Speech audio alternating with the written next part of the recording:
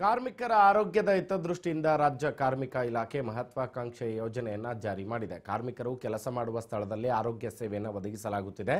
ರಾಜ್ಯ ಕಾರ್ಮಿಕ ಇಲಾಖೆಯ ಯೋಜನೆ ಇತರ ರಾಜ್ಯಗಳಿಗೂ ಮಾದರಿಯಾಗಿದೆ. ಈ ಬಗ್ಗೆ ಒಂದು ರಿಪೋರ್ಟ್ ಇಲ್ಲಿದೆ.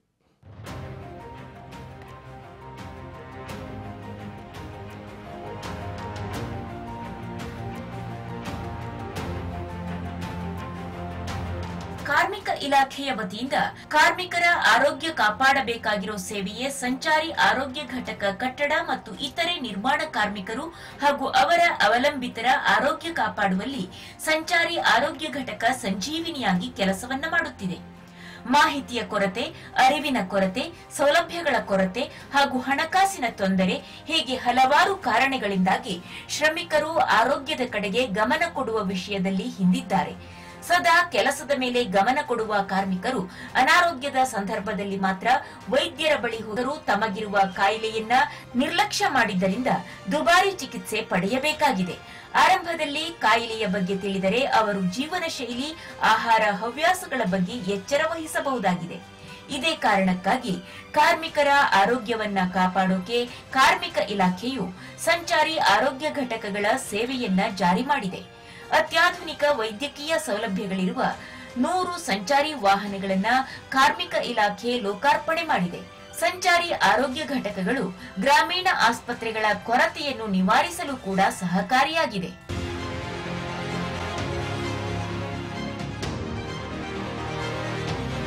ಕುಗ್ರಾಮಗಳಲ್ಲಿ ಸಾರಿಗೆ ವ್ಯವಸ್ಥೆಯೇ ಇರುವುದಿಲ್ಲ. ಅಂತಹ ಗ್ರಾಮಗಳ ಕಾರ್ಮಿಕರು ವೈದ್ಯಕೀಯ ಚಿಕಿತ್ಸೆ ಪಡೆಯಲು ನಡೆದುಕೊಂಡೇ ಹೋಗಬೇಕಿರೋ ಪರಿಸ್ಥಿತಿ ಹಲವೆಡೆ ಇದೆ. ಇದಕ್ಕೆಲ್ಲ ಒಂದು ರೀತಿಯ ಪರಿಹಾರ ನೀಡುವಂತಹ ನಿಟ್ಟಿನಲ್ಲಿ ಸಂಚಾರಿ ಆರೋಗ್ಯ ಘಟಕಗಳು ಕಾರ್ಯನಿರ್ವಹಿಸುತ್ತಿವೆ.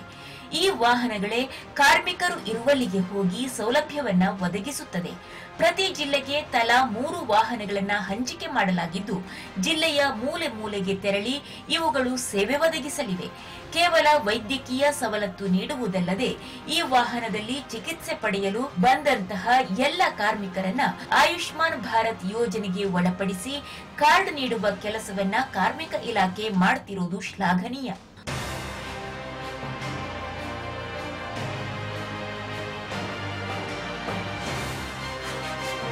ಹೌದು, ಈ ಸಂಚಾರಿ ವೈದ್ಯಕೀಯ ವಾಹನಗಳಲ್ಲಿ ಕನೆಕ್ಟೆಡ್ ಹೆಲ್ತ್ ಎಕೋಸಿಸ್ಟಮ್ ಅಳವಡಿಸಲಾಗಿದೆ.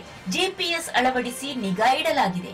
ಸಂಚಾರಿ ವಾಹನಗಳ ಕಾರ್ಯವೈಖರಿಯನ್ನ ಕಾರ್ಮಿಕ ಇಲಾಖೆ ರಾಜ್ಯ ಕಚೇರಿಯಿಂದ ಕಾರ್ಮಿಕರಿಗೆ ಡಿಜಿಟಲ್ ಆಧಾರಿತ ವರದಿಯನ್ನ ನೀಡುವ ವ್ಯವಸ್ಥೆಯೂ ಇದರಲ್ಲಿ ಇರಲಿದೆ. ಸಂಚಾರಿ ಆರೋಗ್ಯ ಘಟಕಗಳಲ್ಲಿ ಅತ್ಯಾಧುನಿಕ ಸೌಲಭ್ಯಗಳನ್ನು ಒದಗಿಸಲಾಗಿದೆ.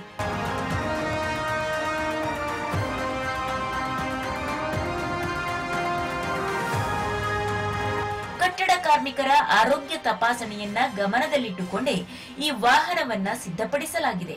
ಇಸಿಜಿ, ರಕ್ತದೊತ್ತಡ ಹಾಗೂ ರಕ್ತ ಪರೀಕ್ಷೆ ಸೇರಿದಂತೆ ಹಲವು ಪ್ರಾಥಮಿಕ ಆರೋಗ್ಯ ಸೇವೆಯನ್ನ ನೀಡಲಾಗುತ್ತದೆ. ಎಂಬಿಬಿಎಸ್ ವೈದ್ಯರು, ನರ್ಸ್ಗಳು, ಫಾರ್ಮಸಿಸ್ಟ್ಗಳು, ಎಎನ್ಎಂ ಮತ್ತು ಲ್ಯಾಬ್ ಟೆಕ್ನಿಷಿಯನ್ ಸಂಚಾರಿ ಆರೋಗ್ಯ ವಾಹನದಲ್ಲಿ ಇರ್ತಾರೆ. ಹೌದು, ಈ ಹಿಂದೆಯೂ ಕಾರ್ಮಿಕರಿಗೆ ಅವರು ಕೆಲಸ ಮಾಡುವ ಸ್ಥಳದಲ್ಲಿ ಆರೋಗ್ಯ ಸೇವೆ ಒದಗಿಸುವ ಸಂಚಾರಿ ಆರೋಗ್ಯ ಘಟಕಗಳು ಇದ್ವು. ಆದರೆ ಸದ್ಯ ಚಾಲನೆ ನೀಡಿರುವ ಸಂಚಾರಿ ಆರೋಗ್ಯ ಘಟಕಗಳು ಅತ್ಯಾಧುನಿಕವಾಗಿದೆ. ನಿಖರ, ಸ್ಪಷ್ಟ ಮತ್ತು ಸರಿಯಾದ ಸೇವೆ ಒದಗಿಸುವ ಇವು ಕಾರ್ಮಿಕರ ಪಾಲಿನ ಆಪದ್ಬಾಂಧವರಂತೆ ಕೆಲಸ ಮಾಡುತ್ತವೆ.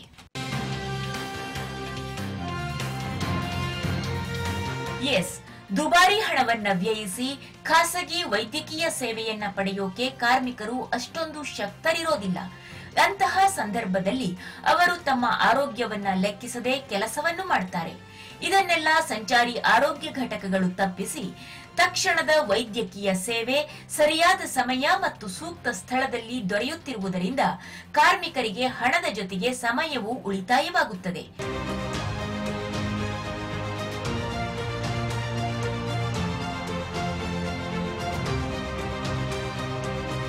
ಸಂಚಾರಿ ಆರೋಗ್ಯ ಘಟಕಗಳು ಕೇವಲ ನೋಂದಾಯಿತ ಕಾರ್ಮಿಕರು ಮಾತ್ರವಲ್ಲದೆ ಅವರ ಅವಲಂಬಿತರಿಗೂ ಸೇವೆಯನ್ನು ಒದಗಿಸುತ್ತಾ ಇವೆ.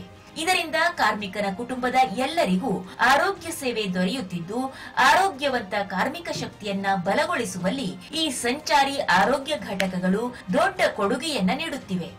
ಕಾರ್ಮಿಕ ಸಚಿವ ಸಂತೋಷ್ ಲಾಡ್ ಈ ಮಹತ್ವಾಕಾಂಕ್ಷೆ ಯೋಜನೆಯ ರೂವಾರಿಯಾಗಿದ್ದಾರೆ.